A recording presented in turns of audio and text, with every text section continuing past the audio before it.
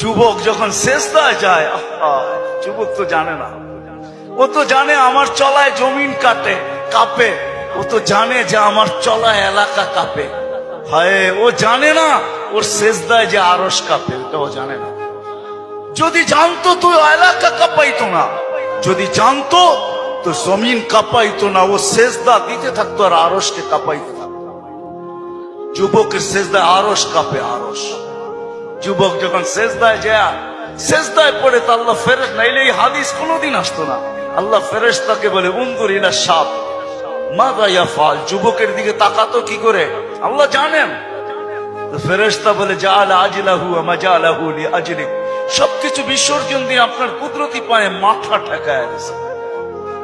তা আল্লাহ বলে হাদা আবদি হাক্কা, এ আমার পারফেক্ট বান্দা, ইন্নী উবাহি বিহিল মালাইকা, তোমাদের উপরে আমি একে নিয়ে গৌরব করি। যখন সেজদায় চিৎকার দেয় সুবহানা রাব্বিয়াল আলা, আল্লাহ বলে সাব্বাহতানি সাব্বাহতুক, তুই আমাকে পবিত্র বললি, যাহ তুই পবিত্র, তোর গুনাহ মাফ, সেজদার থেকে উঠার আগে মাফ।